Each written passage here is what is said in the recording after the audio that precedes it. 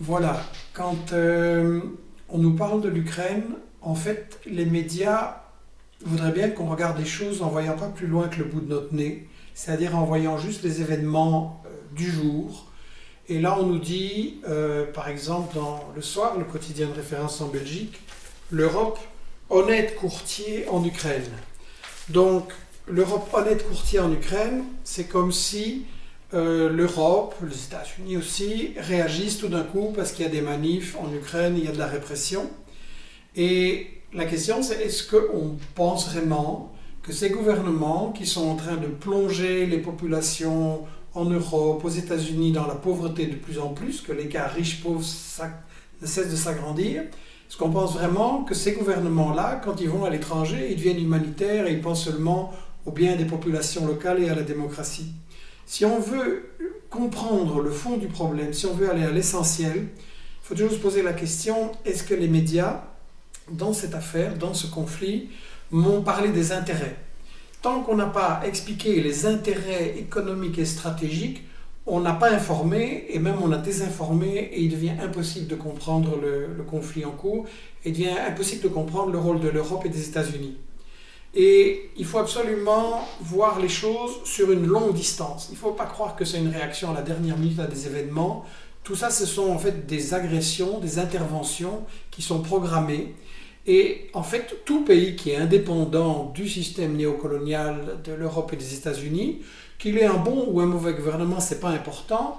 Tout pays indépendant, il faut le ramener dans la dépendance, il faut le renverser s'il ne se soumet pas.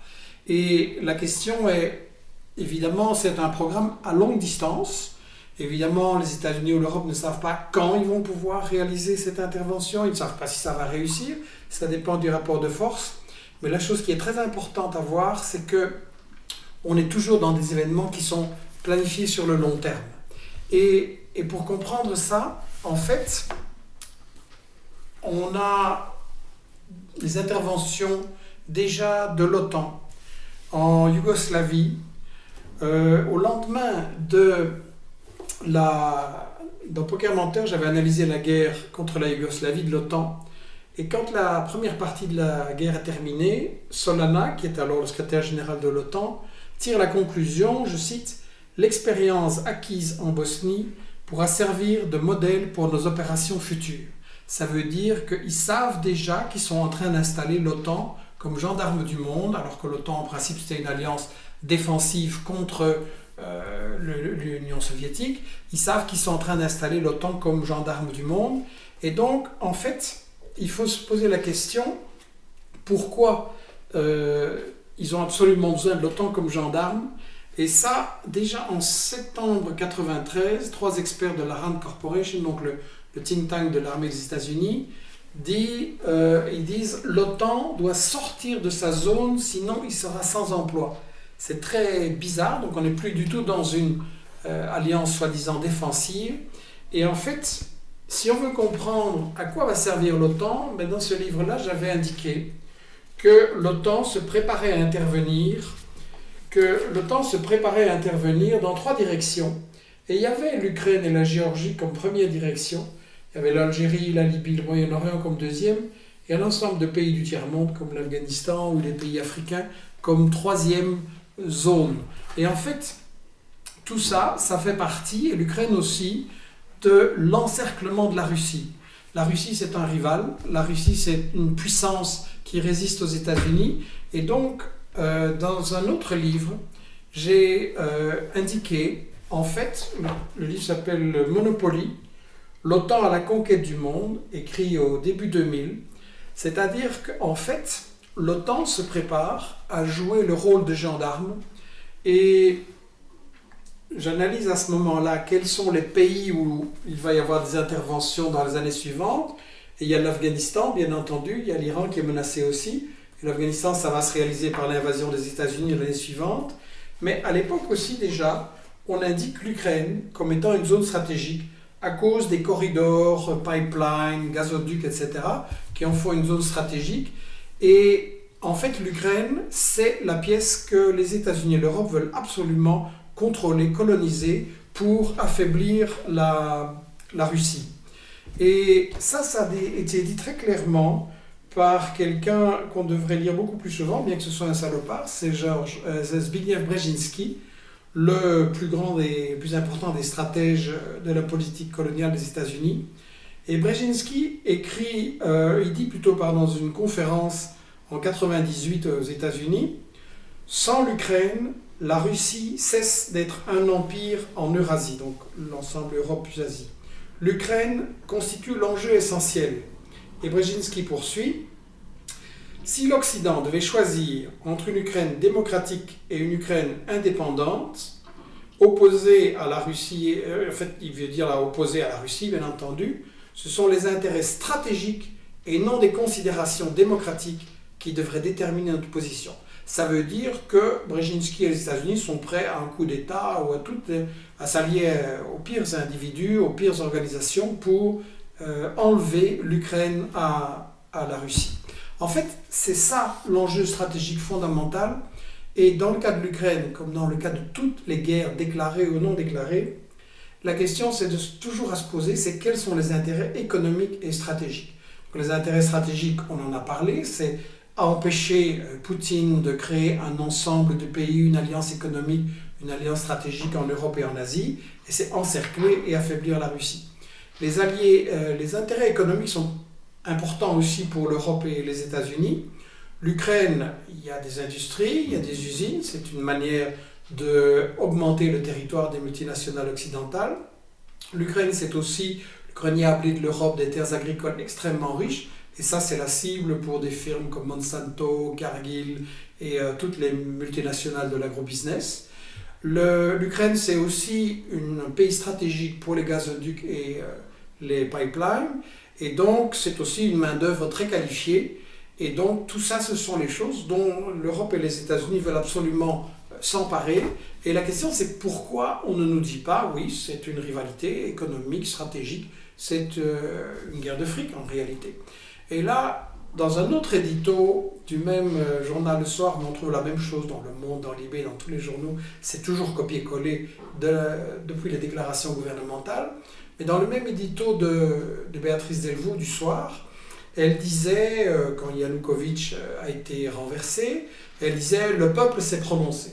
On est dans un western, là. On raconte une histoire qui dit il y a les bons, il y a les méchants.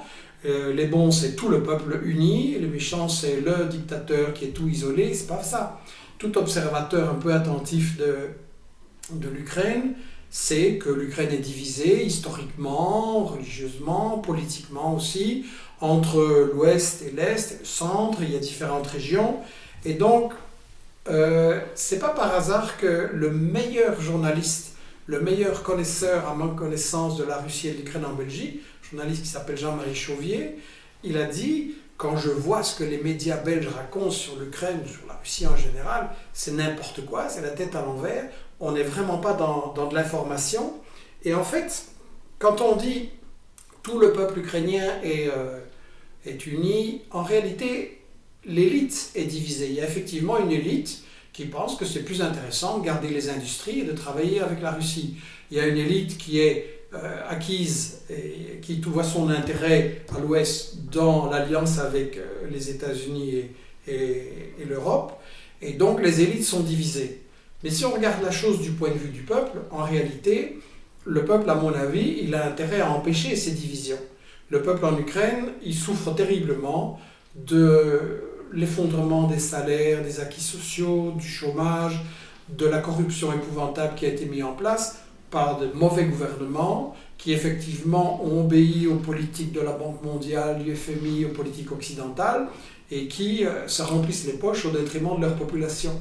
Donc le peuple, qu'il soit à l'ouest ou à l'est, il a intérêt à mettre fin à ce genre de choses et on ne va pas du tout vers ça parce que les grands ce qu'on nous présente comme les opposants, les grands politiciens au service du peuple en Ukraine, c'est n'importe quoi. On a eu des révélations sur Wikileaks que le bonhomme de l'ex-ministre de Tymoshenko, qui maintenant est nommé nouveau Premier ministre, Il est allé voir l'ambassadeur des États-Unis et il lui a dit si on arrive au gouvernement, on va diminuer les pensions, on va diminuer les acquis sociaux, on va diminuer toutes les allocations. Bref, on va faire une politique néolibérale pure et dure. Donc c'est pour ça évidemment que ça, c'est le bon en réalité. C'est un autre pion au service de l'élite. Et puis ce qu'on ne nous dit pas, c'est que quand on veut renverser un gouvernement indépendant comme celui qui est en Ukraine, ce qu'on ne nous dit pas, c'est que on s'allie, les États-Unis sont en train de s'allier aux pires fascistes. Parce qu'il y a une longue tradition fasciste en Ukraine. Il y a un parti qui s'appelle Svoboda, c'est un parti nazi qui a collaboré avec Hitler. C'est un parti raciste, homophobe, anti-juif, etc. Donc ça, c'est les grands alliés. On nous présente c'est des opposants. Non, dites-le clairement, c'est des fascistes. Et ils sont alliés aux États-Unis et à l'Europe. Et une indication de ça, dans des articles qu'on a publiés sur notre site, c'est que le dirigeant de ce parti fasciste-là, on le voit dans ses œuvres, et puis on le voit avec McCain, le représentant des États-Unis, et on voit très bien que les États-Unis n'hésitent pas à s'allier aux pires fascistes pour renverser les gouvernements qui les dérangent. Donc on n'est pas dans une bataille pour ou contre la démocratie, pour ou contre le peuple, on est dans une bataille stratégique pour enlever l'Ukraine à la Russie et la coloniser. Mais qu'est-ce qui va se passer si on la colonise ? Ils vont appliquer les politiques antisociales et néolibérales. Les Ukrainiens vont encore plus perdre leur travail, que ce soit dans les usines ou dans l'agriculture. Donc ils vont être forcés d'émigrer en Europe pour aller trouver du boulot et ils vont faire encore plus concurrence aux travailleurs d'ici. Donc tout le monde va y perdre, sauf l'élite évidemment, l'élite des multinationales, qui elle va avoir de la main-d'œuvre à très bon marché et va pouvoir faire main basse sur les beaux morceaux industriels, agricoles, les gazoducs de l'Ukraine. Donc on est en fait toujours dans le même scénario et je pense qu'il faut, pour comprendre ce qui se passe en Ukraine ou dans des pays comme ça, il faut voir sur la longue distance, je l'ai dit, pas au jour le jour, mais il faut aussi prendre la vue d'ensemble. On nous dit là maintenant, oui, c'est Yanukovych, c'est lui le problème, c'est le méchant, quand il sera parti, tout sera bien. Mais il faut quand même voir une chose, qu'est-ce qui se passe aujourd'hui, maintenant, au début de 2014 ?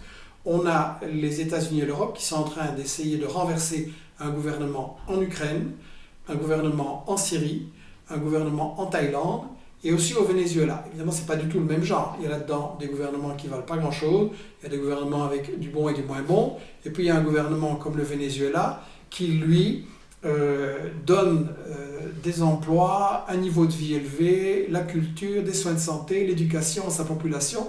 Donc ça, c'est un gouvernement qui fait beaucoup mieux que ce qu'on fait en Europe, même en ayant moins de moyens.